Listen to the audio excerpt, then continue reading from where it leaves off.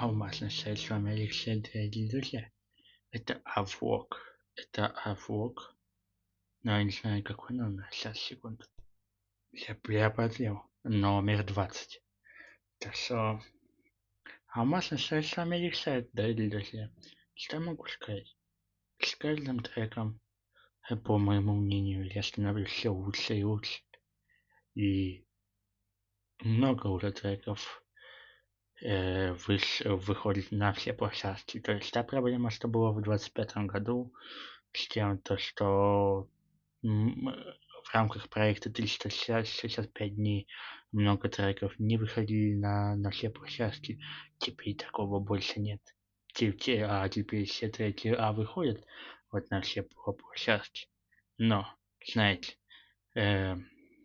закончилась та самая эра треков, которые не имеют возможности выйти на площадке по разным причинам. Так почему бы это не вернуть, подумал я. И поэтому уже сегодня, в день, когда выйдет это видео, для меня это завтра, но для вас это уже сегодня, в 22:22 по центральноевропейскому времени, если точнее это польскому, выйдет мой новый трек Алексет. Это Леха. В скобочках Матадора. Я думаю, что вы все понимаете, что это будет за трек и почему его нет на всех площадках. Это вот типичный трек из рамка рофл треков. Это как раз таки то, что я люблю, то, что ради чего я вообще занимаюсь музыкой. Я ненавижу вот эти грустные, там, знаете, очень такие замудренные песни.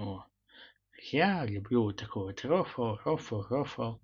И это круто, понимаете? Я считаю, что в жизни нужно вынимать рофл. И вот зачем мы вообще живем?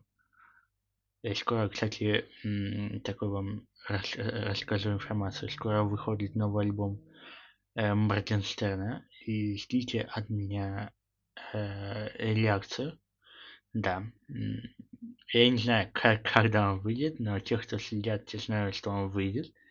Так что это легендарное мясо будет, так что реакция будет. Да. Но по поводу завтрашнего трека, он выходит в 22:22 на моем YouTube канале. Это будет трек исключительно по-русски, это понятно. И трек это Леха Матадора уже выйдет завтра. И это действительно круто. Просто знаете, вот в мире, где мы живем, в таком маркетинговом мире, где нет уже таких песен, которые для души, либо еще для того, что ты хочешь. Нет, сейчас это все идет на все площадки, сейчас это все идет на дистрибьютора, не дай боже, что не так не АП. И, конечно же, 55 разных сводок, не сводок, чтобы поставить, чтобы изменить голос. Как по мне, это все, это странно. Скажу вам честно, у меня когда-то вот должна была выйти песня, не знаю, выйдет или нет, пока что тихо, да. Но строчки из этой песни были такие, что нафиг сводку, я за натуральность. Я считаю, что это факт. Понимаете, сводить можно. Что сводить в моем понимании?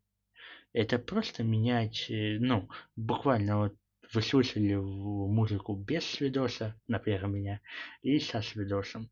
Но это вообще разные вещи, типа, это все сделано компьютером, это не то, что мы услышим, например, на концертах, либо еще где-то. Я считаю, что музыка должна быть действительно натуральная, действительно та, которая исходит от артиста. И зачем вот тогда вообще слушать артиста, чтобы слушать одни и те же там плагины в FL Studio? Для меня это странно. Да, звучит лучше, но какая разница? Вот треки без видоса тоже отлично звучат. Я бы не сказал бы, что В некоторых моментах даже лучше, чем те треки, которые со Сльдосом. Послушайте, я не знаю, треки инстасамки, например. Вот там есть видос, и, ну, лес по-любому лучше, это, ну, без шансов. Так что могу сказать? Завтра трек, скоро альбом, скоро 365 дней музыки, я возвращаюсь. Много разных проектов, о которых я пока не могу говорить, но они будут. Так что посмотрим. Есть еще проекты, о которых я не знаю, точно будут они или нет. Это мы тоже узнаем позже. А еще я сейчас на себя смотрю, какой же я красавчик и гений. Всем удачи и слушаем завтра трек. Это Леха,